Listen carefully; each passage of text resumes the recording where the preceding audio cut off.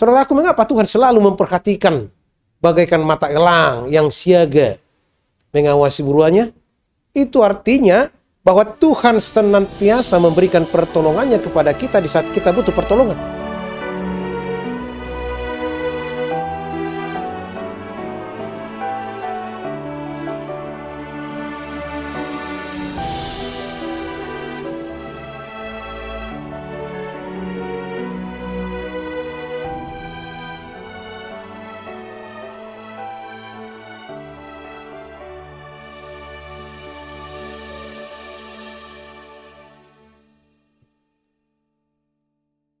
Salam, selamat pagi untuk kita semua. Selamat berjumpa dengan saya Pendeta Pontius untuk renungan hari ini. Kita berpantun dulu. Menikmati kopi di teras rumah, udara pagi menyejukkan hati. Jalani setiap jalan dan lurah, sambut berkat dengan iman yang pasti. Sebelum kita mendengar firman Tuhan hari ini, marilah kita berdoa. Kasih karunia dan damai sejahtera dari Tuhan Allah Bapa kita dan dari anaknya Tuhan Yesus Kristus, Tuhan kita. Amin. Firman Tuhan yang menyapa kita pada hari ini tertulis dalam kitab 2 Tawarik pasal 16 ayat yang ke-9. Demikianlah firman Tuhan. Sesungguhnya mata Tuhan menjelajah seluruh bumi untuk melimpahkan kekuatannya kepada mereka yang tulus hati kepada Dia. Dalam hal ini, engkau telah berlaku bodoh. Sebab itu, mulai sekarang, engkau akan terus berada dalam peperangan. Demikian firman Tuhan. Saudara-saudara yang terkasih dalam Kristus Yesus, ada sebuah ungkapan yang berkata, tidak ada makan siang yang gratis. Lebih kurangnya arti dari ungkapan ini adalah bahwa bantuan yang kita terima pada saatnya akan ditagih pihak yang memberikan bantuannya. Dalam nas ini, saat Raja Israel Utara atau Samaria yang bernama Baesa hendak menyerang Yehuda, kerajaan Yehuda saat itu sedang diperintah oleh Raja Asa, maka Raja Baesa dari Samaria sudah mengarahkan seluruh kekuatan untuk menguasai daerah Rama. Maka Raja Asa meminta bantuan kepada Raja Aram yang sedang dipimpin oleh Raja Ben-Hadad. Raja Asa meminta dengan mahar emas agar Raja Aram, yaitu Ben-Hadad, menghempang Samaria dengan lebih dahulu menyerang kota-kota Israel. Dan hal itu memang berhasil. Pada waktu itulah Tuhan melalui seorang pelihat yang bernama Hanani datang menegur Raja Asa bahwa Raja telah meminggirkan kekuatan Tuhan dengan meminta pertolongan kepada bangsa Aram untuk memerangi saudaranya sendiri, yaitu Israel Utara. Teguran itu sangat mirip dengan teguran yang disampaikan oleh Nabi Nathan kepada Daud. Melalui seorang yang berprofesi sebagai pelihat yang bernama Hanani, Yahweh berkata, "Aku melihat tindakanmu, dan aku mengatakan kepadamu bahwa engkau sungguh bodoh. Maka mulai sekarang, engkau akan terus berada dalam peperangan." Nubuatan Tuhan itu sepertinya terus terjadi hingga sekarang ini bagi bangsa Israel Raya. Bangsa itu menjadi bangsa yang harus hidup dalam peperangan. Bangsa Israel yang Yahudi sekarang sepertinya tidak mau hidup tanpa peperangan. Saudara-saudara yang terkasih dalam Kristus Yesus, melalui nas hari ini, kita mendapat pelajaran bahwa mata Tuhan selalu mengawasi setiap gerak-gerik dan tingkah laku kita.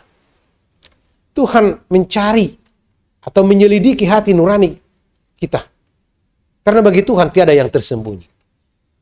Saudaraku, mengapa Tuhan selalu memperhatikan bagaikan mata elang yang siaga mengawasi buruannya?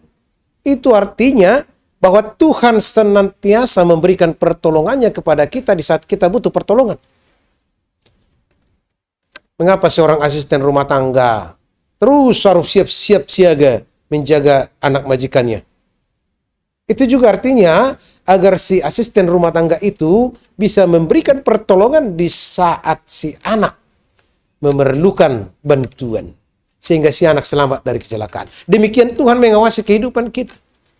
Tuhan mengawasi bukan seperti mandor bangunan atau penegak hukum yang selalu mencari titik kesalahan. Tetapi Tuhan mengawasi agar Tuhan dapat bergerak cepat memberikan pertolongan kepada kita. Saudara-saudara yang terkasih dalam Kristus Yesus, mintalah pertolongan hanya kepada Tuhan, jangan kepada ilah lain. Mana tahu ilah lain meminta makan siang sebagai balas jasanya.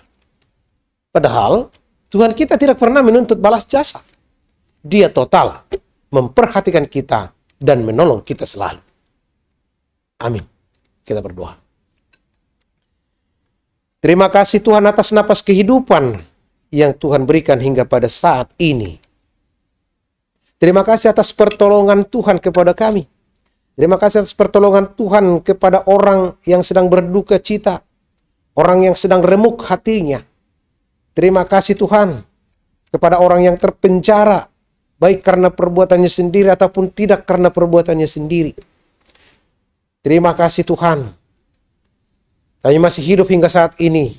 Walaupun kehidupan rakyat semakin tertatih-tatih. Karena iklim ekonomi yang tidak pernah membaik.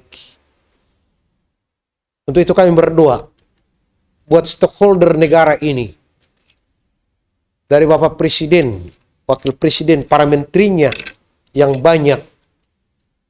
Untuk bertindak bijaksana demi kesejahteraan masyarakat yang 280 juta, bukan hanya untuk mereka yang hanya segelintir saja. Bapa di sorga, Tuhanlah pertolongan kami. Tidak ada ilah lain. Tidak ada kekuatan yang lain selain daripada hanya Tuhan. Untuk berikan hikmat kepada pemimpin negara kami untuk bisa mensejahterakan bangsa Indonesia. Demikian juga pemimpin para gereja untuk benar-benar memperhatikan dan juga memberikan keputusan penggembalaan dan kebijakan iman yang tepat kepada para pelayan dan juga kepada penggembalaan kepada jemaat. Bapa di surga, kami berdoa buat jemaat supaya mereka kuat dan tidak minta tolong kepada kekuatan lain di luar daripada Tuhan Yahweh.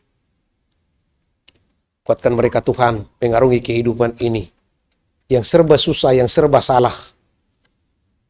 Tapi kami yakin dan percaya Tuhan akan menolong mereka dan menolong kami semua, menolong kehidupan bernegara kami, menolong kehidupan bergereja kami. Supaya bangsa ini, supaya dunia ini aman sentosa sampai hari parusia. Terima kasih Tuhan. Berkati kami satu hari ini melakukan kegiatan kami dalam Kristus Yesus Tuhan kami. Amin. Anugerah Tuhan kita Yesus Kristus, kasih setia Allah Bapa, dan persekutuan dengan Roh Kudus menyertai saudara-saudara sekalian. Amin. Saudara yang terkasih, yang diberkati Tuhan, setelah kita mendengar firman ini, mari kita syukuri dan aminkan agar firman itu menyala terus dalam satu hari ini. Shalom dan selamat berkarya. Horas.